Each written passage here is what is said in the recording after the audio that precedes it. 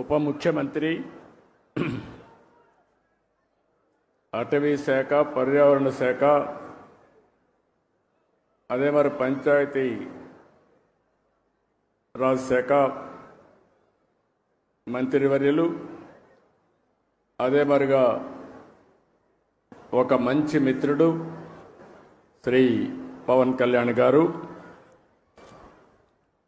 సహచర మంత్రివర్గ సభ్యులు, వేదికపై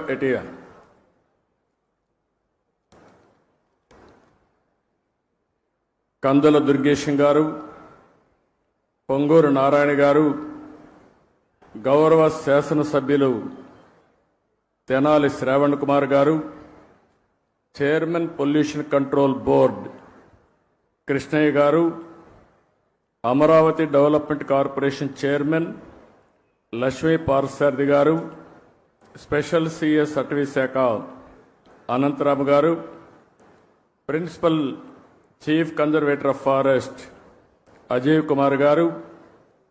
ఇప్పుడే మీరు చూస్తున్నారు, మొన్నటి వరకు మనం రామయ్య గారిని చూశాం, మొన్నే ఆయన చనిపోయాడు. ఈరోజు నల్లమల అడవుల పరిరక్షణ కోసం జీవితాన్ని అంకితం చేసినటువంటి అంకారావు గారు మనస్ఫూర్తిగా మనందరికీ ఒక స్ఫూర్తి. అలాంటి వ్యక్తి ఇక్కడ ఉన్నాడు. ఇంకొక పక్క chairman environment management corporation Dinesh Reddy గారు, 10వ తరగతి అమ్మాయి, చాలా బాగా చేసింది, మనందరి దగ్గర ప్రతిజ్ఞ చేయించింది కుమారి లావణ్య. నేను ఇప్పుడే అడిగాను అమ్మాయిని, ఏంటమ్మా ఏం చదువుతున్నావు? 10th క్లాస్ అనింది. 10th క్లాస్ అయినాక ఏం చేస్తావని అడిగాను. ఇంటర్మీడియట్లో బైపీసీ అనింది. అంటే డాక్టర్ అవుతావా అంటే తప్పకుండా డాక్టర్ అయి పేద ప్రజలకు సేవ చేస్తానని ఘంటాపదంగా చెప్పింది. ఒక యాస్పిరేషన్తో చదువుకుంటున్నటువంటి విద్యార్థిని.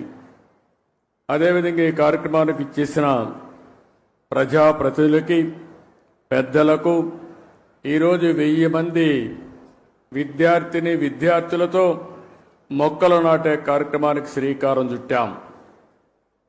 ఈరోజు మీరు చేసిన కార్యక్రమం అమరావతిలో ఒక చరిత్ర సృష్టించబోతుంది.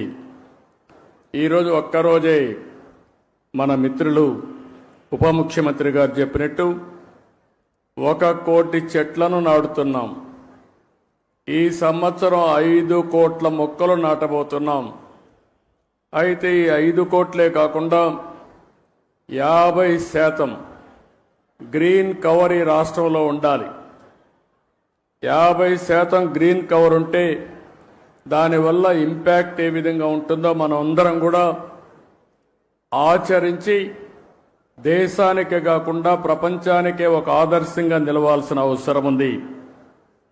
1972 నుంచి జూన్ 5వ తారీఖున ప్రపంచ పర్యావరణ దినోత్సవాన్ని ఐక్యరాజ్య సమితి ఆధ్వర్యంలో మనం జరుపుకుంటున్నాం.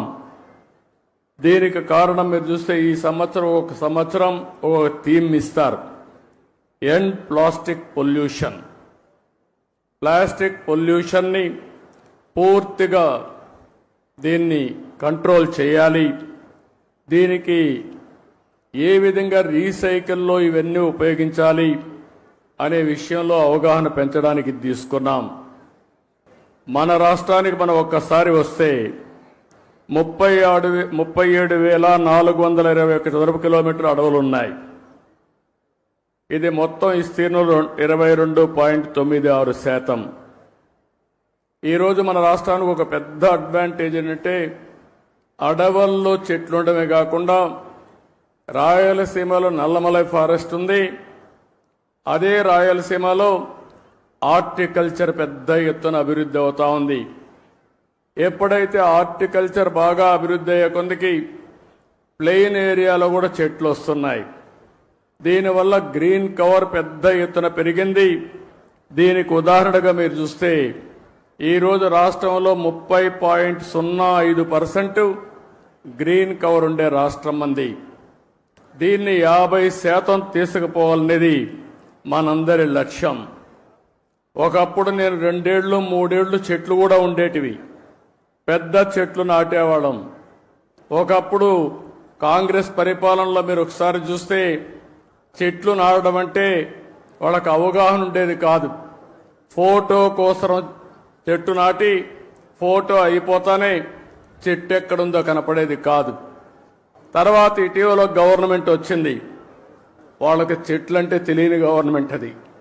చెట్టు వల్ల ఉపయోగం తెలియదు, చెట్లు నరకడం తప్ప చెట్లు పెట్టనే గవర్నమెంట్ అది. ఆ రోజు మనం అందరం మాట్లాడుకున్నాం. ఎక్కడన్నా ముఖ్యమంత్రి హెలికాప్టర్లో పోతా ఉంటే కింద నుండే చెట్లన్నీ ఎగిరిపోతాయి. ఈరోజు నేను వస్తున్నా, మా ఉప ముఖ్యమంత్రి వస్తున్నాడు. ఎక్కడైనా ఒక్క చెట్టు నరుకుతున్నావా తమ్ముళ్ళు చెల్లెమ్మలు మీరే చెప్పమని మిమ్మల్ని అందరూ అడుగుతున్నా. చెట్లు పెంచడం బాధ్యత, చెట్లు నరకడం దుర్మార్గం. కొన్ని దేశాల్లో అయితే శాశ్వతంగా జైల్లో పెడతారు చెట్లు నరికితే. చెట్టు నరకాలంటే కూడా ప్రభుత్వ పర్మిషన్ ఇస్తే తప్ప చెట్టు నరకడానికి వీల్లేదు. చెట్టు నరికితే మనిషిని చంపినటువంటి నేరంగా చిత్రీకరించి వాళ్ళపైన యాక్షన్ తీసుకునే పరిస్థితి వస్తుంది. అందుకే నేను మిమ్మల్ని ఒకటే కోరుతున్నాం, 4-5 సంవత్సరాల్లో మన రాష్ట్రం కనీసం 37% గ్రీన్ కవర్ కావాల్సిన అవసరం ఉంది. దీనికి హార్టికల్చర్ డెవలప్ చేస్తాం. ఇప్పుడే పవన్ కళ్యాణ్ గారు చెప్పారు చాలా స్పష్టంగా. ఎప్పుడు కూడా నాకు ఒకసారి అనిపిస్తుంది, ఇవన్నీ మనం అనుకోవడం, ఇవన్నీ కానీ ఆచరించగలిగితే నేను ఒక మాట అడుగుతున్నా ఇక్కడ ఉండే వాళ్ళందరినీ, మీ లైఫ్లో 10 చెట్ల కంటే ఎక్కువ పెట్టి మేము పెంచుతున్నామని వాళ్ళు చేలిపైకెత్తండి. 10 చెట్ల కంటే ఎక్కువ. ఓకే, అందరూ ఆక్సిజన్ తీసుకుంటున్నారా లేదా? గాలి పీలుస్తున్నారా లేదా? మిగిలిన వాళ్ళకి గాలి పీల్చే అర్హత ఉందా? ఇప్పుడు ఏం చేస్తారో చెప్పండి. చెట్లు పెడతారా లేదా? చెట్లు పెట్టే బాధ్యత మీద అవునా కాదా? అవునంటే చేలిపైకెత్తండి. ఇదే నేను కోరుకుంటున్నా. ఒక అవేర్నెస్ రావాల్సిన అవసరం ఉంది. ఈరోజు మీరు ఒక్కసారి చూస్తే ప్రపంచానికి ఒక పెద్ద సవాల్ గ్లోబల్ వార్మింగ్. అంటే వాతావరణం ఉష్ణోగ్రతలు పెరుగుతున్నాయి. దీనివల్ల మీరు చూస్తే వర్షాలు తగ్గిపోతున్నాయి, భూగర్భ జలాలు ఇంకిపోతున్నాయి, సాగు ప్రమాదంలో పడతా ఉంది. తాగునీరు లేకుండా ఎక్కడికక్కడ ఫ్లోరైడ్ కంటెంట్ పెరిగిపోయి అనారోగ్యం పాలవుతున్నాం. దేవుడు అన్ని విధాలా బాగా పుట్టిస్తే ఈ నీరు దాగి వికలాంగులుగా తయారయ్యే పరిస్థితికి వచ్చాం. అందుకే ఇప్పుడే అంకారావు గారి స్టోరీ విన్నాం. మనమందరం చిన్నప్పుడు చదువుకునేవాళ్ళం, నేను కూడా చదువుకున్నాం. ఆ రోజు మీరు చూస్తే ఆ కథ ఒకసారి చూస్తే ఒక వృద్ధుడు చెట్టు పెడతా ఉంటాడు. రాజు అక్కడికి వస్తాడు. ఆ వృద్ధుడికి వయసు అయిపోయింది. అతన్ని చూసి అడుగుతాడు ఆసక్తిగా, నీ వయసు అయిపోయింది, ఇప్పుడు చెట్టు పెడుతున్నావు, ఈ చెట్టు ఫలాలను తింటావా అని అడుగుతాడు. అప్పుడు ఆ వృద్ధుడు చెప్తాడు, మహారాజా పక్కన చెట్టు ఉంది చూడు, మా పూర్వీకులు పెట్టారు, దాని ఫలాలు నేను అనుభవిస్తున్నా, నేను పెట్టే ఈ చెట్ల ఫలితాల్ని నా పూర్వీకులు మా పిల్లలు అనుభవిస్తారని ఆ వృద్ధుడు చెప్పాడంటే అది విజ్ఞతని మీ అందరికీ తెలియజేస్తున్నా. ఆ విజ్ఞతతో మనందరం ప్రవర్తించాల్సిన అవసరం ఉంది. స్వార్థంతో బ్రతకడం కాదు. అలాంటివన్నీ కూడా మనం ఒక్కసారి ఆలోచించుకుని ఆ తాత చెప్పే కథే మనకు ఒక ఆదర్శం. ఇప్పుడు అంకారావు చేసిన పని మనందరికీ ఒక ఆదర్శం అని చెప్పి మీ అందరికీ తెలియజేస్తున్నా. నాకు ఒకసారి ఎప్పుడూ నాకు గుర్తుండేవాడు, ట్రీ మ్యాన్గా గుర్తింపయ్యాడు. ఆ రోజు పద్మశ్రీ వనజీవి రామయ్య నా దగ్గరికి ఎప్పుడూ వచ్చేవాడు. ఎప్పుడు వచ్చినా ఒక చెట్టు తీసుకొచ్చేవాడు. ఊరూరు తిరిగేవాడు. అందరికీ విత్తనాలు పంచేవాడు. సంవత్సరం వచ్చి నాకు రిపోర్ట్ చేసేవాడు. నేను ఈ కార్యక్రమాలు చేస్తా ఉంటే ఆయన ఎప్పటికప్పుడు ప్రోత్సాహపడి ఉత్సాహవంతుడై రోజుకు ఒక మొక్క నాటేవాడు. ఆయన నాటడమే కాదు, అందరి దగ్గర నాటిచ్చేవాడు. ఆ చెట్లను పెంచే కార్యక్రమాన్ని కూడా ఆయన నిర్వహించాడు. అందుకే కేంద్ర ప్రభుత్వం పద్మశ్రీ అవార్డు ఇచ్చింది. దీన్ని మనస్ఫూర్తిగా నేను అభినందిస్తున్నాను. ఆయన ఒక్కసారి స్మరించుకోవాల్సిన బాధ్యత మనందరిపైన ఉందని చెప్పి కూడా నేను మీకు తెలియజేస్తున్నా. ఈరోజు మనం అందరం కూడా గుర్తుపెట్టుకోవాల్సింది స్వర్ణాంధ్ర, స్వచ్ఛాంధ్ర. స్వర్ణాంధ్ర అనగానే ఏదో ఎక్కువ ఆదాయం రావాలి. నేను అందుకే చాలా స్పష్టంగా చెప్పాను. స్వర్ణాంధ్ర అంటే ఆదాయం పెరగాలి, ఆరోగ్యం బాగుండాలి, ఆనందంగా ఉండాలి. వెల్తీ, హెల్తీ, హ్యాపీ సొసైటీ కోసం మనం పనిచేస్తున్నాం. ఇది జరగాలంటే పర్యావరణాన్ని కాపాడుకోవాలి. పెద్ద ఎత్తున ఈరోజు నేను చూశాను ఒక స్టాల్ కూడా. ఇక్కడ మా మంత్రి నారాయణ గారు ఉన్నారు. ఉప ముఖ్యమంత్రి గారి దగ్గర 2 బాధ్యతలు ఉన్నాయి. ఒకటి మీరు చూస్తే ఎన్విరాన్మెంట్, ఫారెస్ట్ ఉంది. దీనివల్ల మనందరినీ ఆరోగ్యం కాపాడాలంటే ఫారెస్ట్ మినిస్టర్గా ఉప ముఖ్యమంత్రి గారు చాలా కీలకం అని చెప్పి కూడా నేను మీకు తెలియజేస్తున్నా. నా మనసుకు దగ్గరుండే సబ్జెక్టు పర్యావరణం, చెట్లు పెంచే కార్యక్రమం అని చెప్పి కూడా నేను మీకు తెలియజేస్తున్నాను. ఈరోజు ఇక్కడ ఒక విషయం ఆలోచిస్తే, నేను చిన్నప్పుడు హై స్కూల్కి పోయేవాడిని. మా ఊరి నుంచి 6 కిలోమీటర్లు నడవాలి. కొన్ని రోజులు సైకిల్లో పోయేవాడిని. మా ఊర్లో ఒక ఆయన సోషల్ యాక్టివిస్ట్ ఉండేవాడు, కేశవయ్య నాయుడు గారిని. ఆయన పని ఎక్కడన్నా అడవుల్లోకి మేకలు వచ్చినా, అటవీ సంపద ఎవరన్నా కొట్టేస్తా ఉన్నా పిటిషన్లు పెట్టి యాక్షన్ తీసుకునే కార్యక్రమం చేసేవాడు.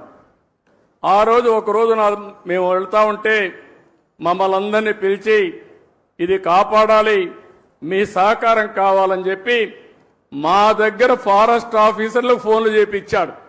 మా దగ్గర లెటర్లు పెట్టించాడు. దానివల్ల ఫారెస్ట్ ఆఫీసర్లు వచ్చి ఇమీడియట్గా యాక్షన్ తీసుకునేవాళ్ళు. అంటే ఒక పర్యావరణాన్ని కాపాడడం కోసం విద్యార్థుల్లో స్ఫూర్తి నింపిన వ్యక్తి కేశవయ్య నాయుడు. అలాంటి వ్యక్తి ఇప్పుడు కూడా నాకు జ్ఞాపకం ఉంటాడని చెప్పి మీ అందరికీ తెలియజేస్తున్నా.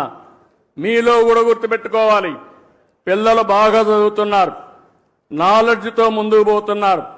భవిష్యత్ అంటే ఒక చదివే కాదు, నాలెడ్జే కాదు, మనం అన్ని రంగాల్లో అభివృద్ధి కావాల్సిన అవసరం ఉంది. ఈరోజు ప్లాస్టిక్ ఉంది, చాలా ప్రమాదకరం. నిన్నే మా కృష్ణయ్య గారు ఒక ఆర్టికల్ రాశాడు, చూశాను. అడవుల్లో ఉండే ఏనుగులు కూడా ప్లాస్టిక్ తిని చనిపోతే దాన్ని పోస్ట్ మార్టం చేసి కొన్ని కేజీలు ప్లాస్టిక్ పేరుకుపోయింది. అంటే ఎంత ప్రమాదం మీరు ఆలోచించండి. ఈరోజు మనం తినే తిండి కూడా ప్లాస్టిక్ అంతా ఉపయోగించిన తిండి మనం తింటున్నాం. మన పొలాలకేసి అవి అదే విధంగా తయారయ్యే పరిస్థితి వచ్చింది. మన పశువులు కూడా ఈ ప్లాస్టిక్ ఇవన్నీ తిని ఆ పాలు మనం తాగుతున్నామంటే ఎంత వాతావరణాన్ని కాలుష్యం చేస్తున్నామో మనం గుర్తుపెట్టుకోవాల్సిన అవసరం ఉంది. అందుకే ఈ ప్రభుత్వం స్పష్టంగా స్వచ్ఛ ఆంధ్రప్రదేశ్ 3వ శనివారం నిర్వహిస్తున్నాం.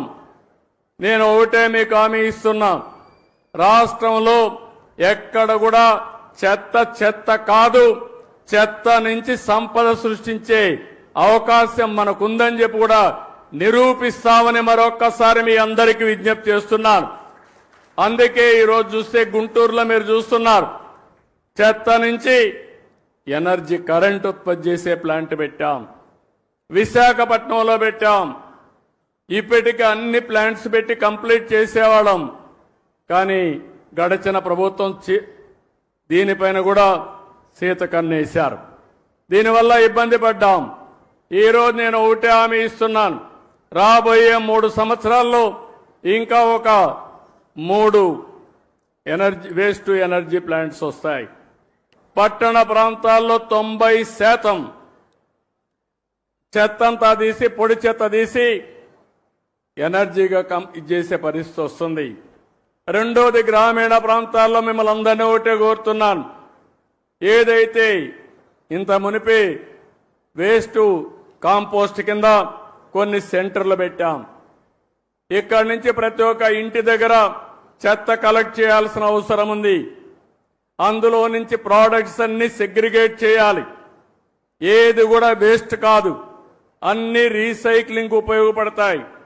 ఈరోజు ప్లాస్టిక్ని మళ్ళా ప్లాస్టిక్ గాని ఇప్పుడే ఒక ఎగ్జిబిషన్ పెట్టారు. అనేక వస్తువులు తయారు చేస్తున్నారు.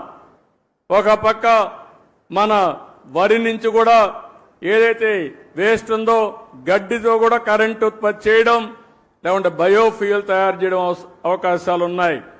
ఈ విధంగా ఏదైనా పెంకులుంటే సీసం ఉంటే మళ్ళా రీసైక్లింగ్ ఉపయోగించుకుంటాం.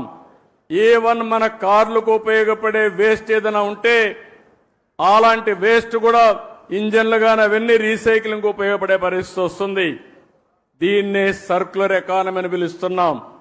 రాబోయే 1 సంవత్సరంలో ఇవన్నీ కూడా డెమాన్స్ట్రేట్ చేసి ఆంధ్రప్రదేశ్ రాష్ట్రంలో ఏది వేస్ట్ కాదు, వేస్ట్ నుంచి సంపద సృష్టించే మార్గానికి అవసరమైన ఇన్సెంటివ్స్ ఇచ్చే బాధ్యత ఈ ప్రభుత్వాన్ని చెప్పి మరొక్కసారి మీ అందరికీ తెలియజేస్తున్నా. ఎందుకు నేను ఈ మాట వాడుతున్నానంటే, ఇది ఎవ్వరికీ అనుకుంటూనే ఉన్నాం, శ్రద్ధ పెట్టడం లేదు, ప్రభుత్వాలు పాలసీలు తేవడం లేదు, మీరు కూడా పట్టించుకోకుండా మన అనారోగ్యానికి మనమే కారణం అవుతున్నాం. ఈరోజు ఈ యొక్క రీసైక్లింగ్ సర్క్యులర్ ఎకానమీకి ఇప్పటికే 87 మున్సిపాలిటీల్లో 157 ఆర్ఆర్ సెంటర్లు కూడా ఏర్పాటు చేశాం. ఇదే కార్యక్రమానికి రాబోయే రోజుల్లో 17 కార్పొరేషన్లు వచ్చే జూలై 5 నాటికి, ఇప్పటికైతే అక్టోబర్ 2కు 17 కార్పొరేషన్లు వస్తున్నాయి. వచ్చే ఏడాది జూన్ 5కి మొత్తం రాష్ట్రాన్ని సింగిల్ యూజ్డ్ ప్లాస్టిక్ రహితంగా మారుస్తాం. ఇలాంటి కార్యక్రమాలతో ముందుకు పోతున్నాం. ఇంకోటి కూడా మీ అందరికి విజ్ఞప్తి చేస్తున్నాం. ఈరోజు మనందరం కూడా ఒక ఆలోచన చేయాలి. ఇంట్లో పొడి చెత్త వస్తుంది, తడి చెత్త వస్తుంది. పొడి చెత్త మీరంతా కూడా వేరు చేసి అవసరమైతే తడి చెత్తని మీ ఇంట్లోనే కాంపోస్ట్ గా తయారు చేసుకుని మీరు రూఫ్ టాప్ గార్డెన్ కానీ ఇంట్లో కిచెన్ గార్డెన్ కానీ ఇవన్నీ పెట్టుకొని మీరే కావాల్సినటువంటి కూరగాయలు పండించుకునే అవకాశం వస్తుంది. ఇది కూడా ప్రతి ఒక్కరూ చేయాల్సిన అవసరం ఉంది. పొడి చెత్త కలెక్ట్ చేసుకుని రీసైక్లింగ్ పంపిస్తాం. దీనికి కూడా కొన్ని సెంటర్లు కూడా ఏర్పాటు చేస్తున్నాం. ఎక్కడికక్కడ ఆ సెంటర్లు చేసి ఎక్కడ కూడా రోడ్డు మీద ఏ వేస్ట్ కనపడకుండా పూర్తి చేసే బాధ్యత ప్రభుత్వం తీసుకుంటాం. ఈరోజు ఒక ఉదాహరణ మీరు చూస్తే ఈ విషయాలు అందరం కూడా అప్రమత్తంగా ఉండాల్సిన అవసరం ఉంది. ఈరోజు చికెన్ ఉంది, ఎముకలున్నాయి, ఇలాంటి వేస్ట్ అంతా కూడా ఎక్కడంటే అక్కడ వేసి ఇవన్నీ తీసుకుపోయి ఏది చేపలు పెంచుతున్నారో వాటికి ఆహారంగా వేస్తున్నారు. దీనివల్ల చాలా వరకు నష్టం జరుగుతూ ఉంది. చేపలు కూడా అనారోగ్యం పాలవుతున్నాయి. పెరిగిన కలుషితమైన వాతావరణాలు పెరుగుతున్నాయి. దీనివల్ల మనకు నష్టం వస్తూ ఉంది. అందుకే కొన్ని అయితే దీన్ని ప్రాపర్గా సర్క్యులర్ ఎకానమీ పంపిస్తే రీసైకిల్ చేసి మంచి ప్రోటీన్గా తయారు చేసే అవకాశం వస్తుంది.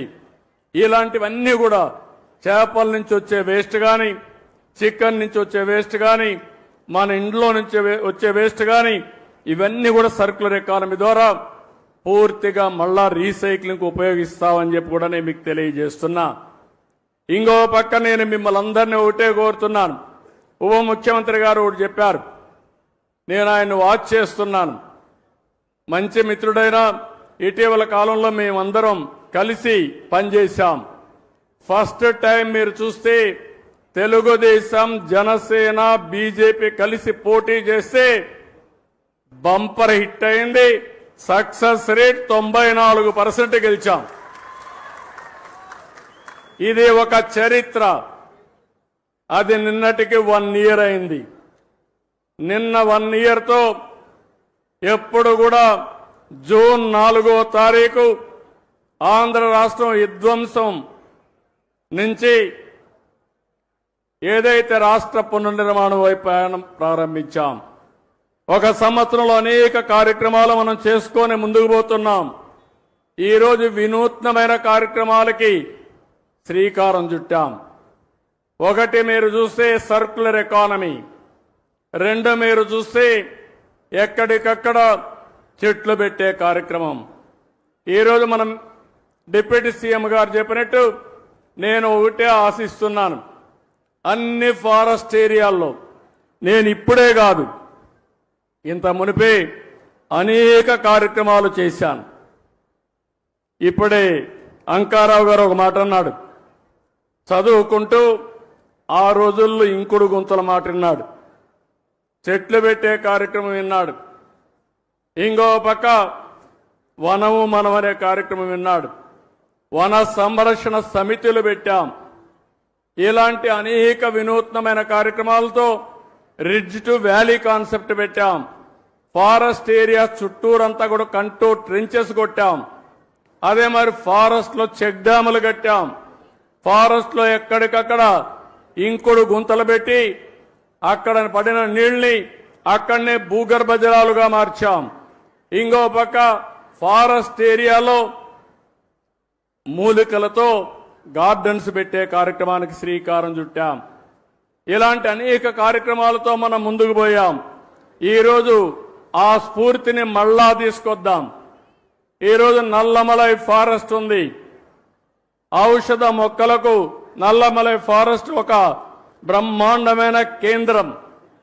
ప్రపంచంలో ఎక్కడా లేనటువంటి రెడ్ శాండ్ ఉండే ఏరియా నల్లమలై ఫారెస్ట్. ఒక్క రెడ్ శాండ్లే కాదు, ఈరోజు ఆ ప్రాంతంలో అనేక మూలికలు ఉన్నాయి. ఈ మూలికలను పరిరక్షించుకోకుండా అనేక ఇబ్బందులు పడుతున్నాం. ఈరోజు ఫారెస్ట్ ఏరియాల్లో ఏవైతే ఫైర్ ఉందో ఇది చాలా ప్రమాదకరం. ఏది తెలిసి తెలియనటువంటి జ్ఞానంతో ఏదో తగలబెడితే ఫ్రెష్గా గడ్డి వస్తుందని అనవసరమైన కార్యక్రమాలు చేసే పరిస్థితికి వచ్చారు. అయితే ఈరోజు మనం ఇంకొక పక్కన చూస్తే ఒకప్పుడు అడవుల్లోకి మేకలు గాని గొర్రెలు పోయేటివి.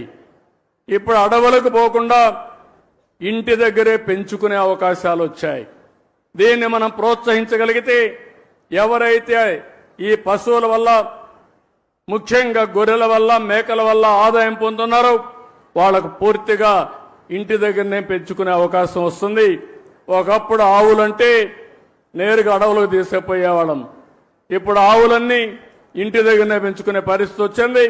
పాడి పరిశ్రమ పెరిగిందని చెప్పి కూడా నేను మీకు తెలియజేస్తున్నా. ఇలాంటి విధానాలతో మనం ముందుకు పోదాం. ఇంకో పక్క ఒక వినూత్నమైన కార్యక్రమానికి ఈరోజు శ్రీకారం చుట్టారు. మన వాళ్ళు అందరికి కూడా రాఖీలు కట్టడం. రేపటి నుంచి మా చెల్లెమ్మలకు విజ్ఞప్తి చేస్తున్నా, ఏ అన్నయ్యకు రాఖీ కట్టాలన్నా ఆయన మూల నక్షత్రం తెలుసుకోండి, దానికి సూటబుల్ విత్తనాలు ఇస్తాం. మీరు శుభం కోరుకుంటున్నారు, ఇప్పుడు బెస్ట్ విషెస్ ఇస్తున్నారు. కానీ భవిష్యత్తులో ఆయన భవిష్యత్తు బాగుండాలంటే నక్షత్రం, ఆ నక్షత్రానికి ఏ చెట్టు సూటబులో ఆ విత్తనాలతో అతనికి రాఖీ కట్టాల్సిందిగా మిమ్మల్ని అందరినీ కోరుతున్నా.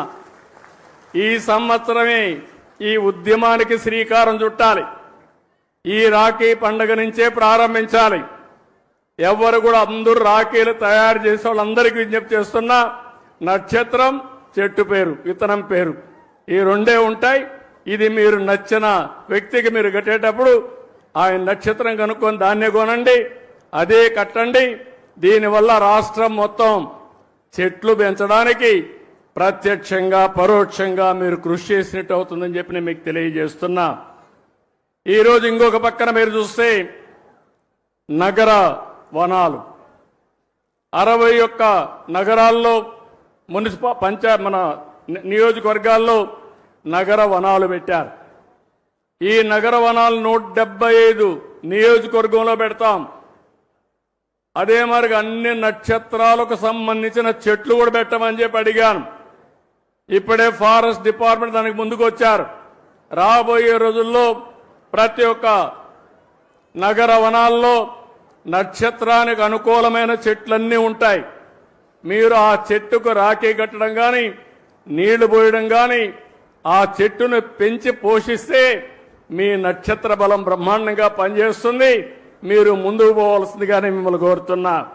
ఎప్పుడు కూడా అన్ని రిలీజియన్స్ కూడా హిందూయిజం కానీ లేకపోతే ముస్లిం ఇది కానీ ఇస్లాం కానీ క్రిస్టియానిటీ కానీ అందరూ కూడా నేచర్ని ప్రేమించమన్నారు తప్ప నేచర్ని ద్వేషించమని ఎవరు చెప్పలేదు. ఈ విషయం కూడా మీరు గుర్తుపెట్టుకోవాల్సిన అవసరం ఉంది. ఈరోజు ఇంకొక పక్కన అమరావతి, ఈరోజు ఒక మంచి కార్యక్రమానికి శ్రీకారం చుట్టాం. అమరావతి రాబోయే రోజుల్లో భావితరాల భవిష్యత్తుకు ఒక దిక్చూతిగా తయారవుతుంది. దేవతల రాజధాని అమరావతి, ప్రజా రాజధాని అమరావతి. ఆ అమరావతిలో మనందరం ఉండడం మనందరి అదృష్టమని మరొక్కసారి మీ అందరికీ విజ్ఞప్తి చేస్తున్నా.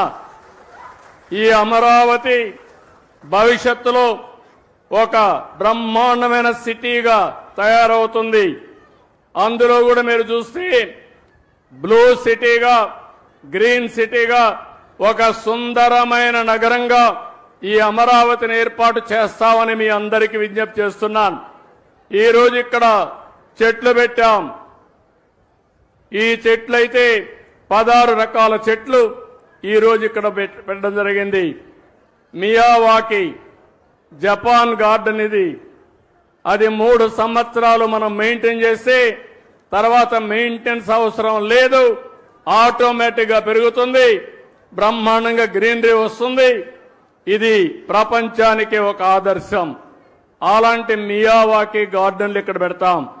ఇది కాకుండా ఇదే సిటీలో కొన్ని దేశాల గార్డెన్స్ కూడా పెడతాం.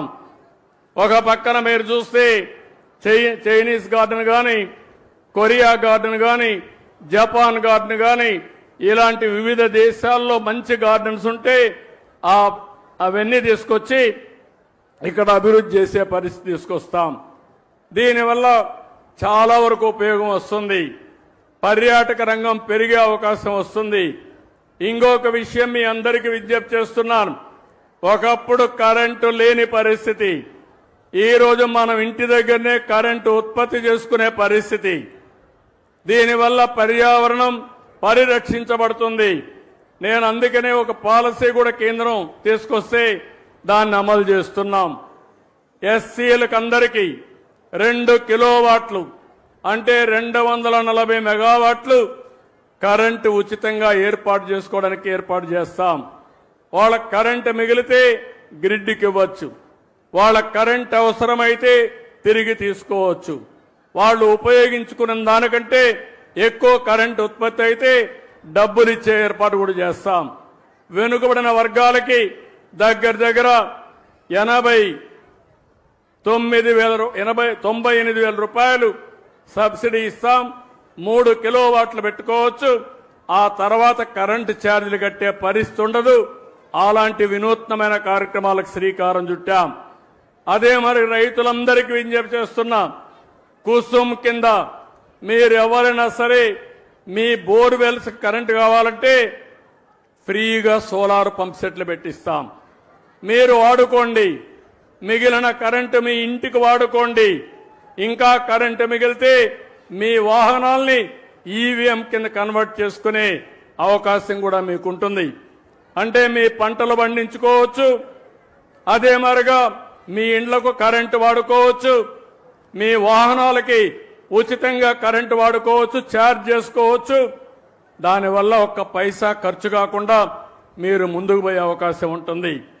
కరెంటు విషయంలో ఈ ప్రభుత్వానికి చాలా స్పష్టత ఉంది. గ్రీన్ ఎనర్జీ రావాలి, థర్మల్ ఎనర్జీ పోవాలి, పొల్యూషన్ పూర్తిగా కంట్రోల్ చేయాలి. తద్వారా జీవితంలో ఎప్పుడు కూడా మీరు గుర్తుపెట్టుకోవాలి, ఎక్కడైతే ఆక్సిజన్ ఎక్కువ ఉంటుందో, ఎక్కడైతే మంచి గాలి ఉంటుందో అక్కడ ఆరోగ్యం బాగుంటుంది. ఆరోగ్యం బాగుండాలంటే అది మన చేతుల్లో ఉంది. పర్యావరణాన్ని కాపాడుకుని చెట్లు గాని పెద్ద ఎత్తున పెంచితే మన ఆరోగ్యం బాగుంటుంది. ఈ విషయం కూడా మీరు గుర్తుపెట్టుకోవాల్సిన అవసరం ఉంది. ఇది కాకుండా రేపు 21వ తారీఖున ప్రధానమంత్రి నరేంద్ర మోడీ గారి ఆధ్వర్యంలో విశాఖపట్నం కేంద్రంగా ఇంటర్నేషనల్ యోగా డే ప్రారంభిస్తున్నాం. మీ అందరూ ఒకటి గుర్తుపెట్టుకోవాలి, ఇక్కడ అడుగుతున్నా, విశాఖపట్నంలో 21న ఇంటర్నేషనల్ యోగా డే ఉందని తెలిసిన వాళ్ళు ఉంటే చేలు పైకెత్తండి. తెలిసిన వాళ్ళు ఓకే, చేలు దించు. తెలియని వాళ్ళు ఉంటే చెప్పండి. ఎవరో లేరు అంటున్నారు. ఓకే, ఎంతమంది యోగా ప్రాక్టీస్ చేస్తున్నారో చెప్పండి. చాలా తక్కువ. అవసరం లేదనుకున్నాడు చేలు పైకెత్తండి. యోగా నాకు అవసరం లేదనేవాళ్ళు ఎవరో లేరు. కానీ కొంతమంది చేయడం లేదు. కొన్ని లక్ష్యాలను పెట్టుకున్నాం. రాష్ట్రం మొత్తం ఆ రోజున 1 లక్ష కేంద్రాల్లో యోగా ప్రాక్టీస్ చేసి గిన్నిస్ రికార్డ్ బ్రేక్ చేయాలని ఒక లక్ష్యాన్ని పెట్టుకున్నాం. విశాఖపట్నం కేంద్రంగా ఒకే సైట్లో 5 లక్షల మంది యోగా చేయాలని అక్కడ నేనుంటా, మిత్రుడు పవన్ కళ్యాణ్ గారు ఉంటారు, ప్రధానమంత్రి నరేంద్ర మోడీ గారు ఉంటారు. ఇంకో పక్కన 2 కోట్ల మంది 1 లక్ష ప్లేసెస్ లో యోగా ప్రాక్టీస్ చేయబోతున్నారు. ఇది ప్రపంచ రికార్డు. ఎక్కడా ఎప్పుడూ జరగని విధంగా 2 కోట్ల మంది మన రాష్ట్రం నుంచి ఇంకా ఇతర రాష్ట్రాల్లో నుంచి కూడా చేస్తున్నారు. ఇది కాకుండా ఇంకొక పక్కన మీరు ఆలోచిస్తే మొత్తం దగ్గర 25 లక్షల మంది యోగా సర్టిఫికెట్స్ తీసుకుంటున్నారు. కనీసం 3 రోజులు ప్రాక్టీస్ చేసి యోగా సర్టిఫికెట్ ఇస్తారు. అదే సమయంలో ఆయుష్ ద్వారా యోగాని ప్రతి ఒక్క ఇంటికి చేర్చడానికి ఆఫ్లైన్ ఆన్లైన్ అంటే ఫిజికల్ గా ట్రైనింగ్ ఇవ్వడం, ఓసారి ఆన్లైన్ ద్వారా ట్రైనింగ్ ఇవ్వడానికి కార్యక్రమాలు చేపడుతున్నాం. యోగా అనేది మన జీవితంలో భాగం కావాలి. యోగా ద్వారా మీ ఆరోగ్యాన్ని పెంచుకునే పరిస్థితి వస్తుంది. ఇప్పుడు నేను చెప్పిన అన్ని కార్యక్రమాలు మీరు కానీ కనెక్ట్ చేసుకుంటే మీ జీవితంలో చాలా వెసులుబాటు వస్తుంది. ఒక పక్క గ్రీన్ కవర్ పెంచడం, ఒక పక్క గ్రీన్ ఎనర్జీకి ముందుకు పోవడం, ఇంకో పక్క సర్క్యులర్ ఎకానమీతో అనుసంధానం చేసుకోవడం, ఇంకో పక్క యోగా ప్రాక్టీస్ చేయగలిగితే అదే నిజమైన స్వచ్ఛ ఆంధ్రప్రదేశ్, స్వర్ణ ఆంధ్రప్రదేశ్ అని చెప్పి నేను మీకు తెలియజేసుకుంటూ ఈరోజు దీనికి మేమందరం కూడా ఏమేం చేయాలో చేస్తాం. మీరు కూడా సహకరించాలి. ఆ విధంగా పిల్లల్లో ముఖ్యంగా కోరుతున్నా, నాకు అనిపిస్తుంది మన రాష్ట్రంలో ఉండే పిల్లల్లో ఉండే తెలివితేటలు వేరేది ఇక్కడెక్కడా కనపడవు. అది మన అదృష్టంగా నేను భావిస్తున్నా. నేను ఒకటే చెప్తున్నా, మీ అందరికీ ప్రపంచంలో ఏ అవకాశాలు ఉన్నాయో, ఎలాంటి మార్పులు వస్తాయో ముందే చెప్పే బాధ్యత నాది. దాన్ని ఆచరించి ప్రపంచాన్ని జయించే బాధ్యత ఈ పిల్లలపైన ఉందని చెప్పి మరొక్కసారి విజ్ఞప్తి చేస్తూ ఈరోజు ఈ కార్యక్రమానికి వచ్చిన మిమ్మల్ని అందరినీ పేరు పేరున మనస్ఫూర్తిగా అభినందిస్తూ మళ్ళా పర్యావరణ దినోత్సవం నెక్స్ట్ ఇయర్కి మళ్ళా కలుస్తాం. ఆ మధ్యలో కార్యక్రమాలన్నీ చేపడతాం. ఈ 1 సంవత్సరంలో చేసినటువంటి కార్యక్రమాల్ని, దాని ఫలితాల్ని మళ్లీ రాబోయే సంవత్సరం సమీక్షించుకుంటూ ముందుకు పోతామని చెప్పి తెలియజేసుకుంటూ అందరికీ నమస్కారాలు. జై హింద్, జై జన్మభూమి.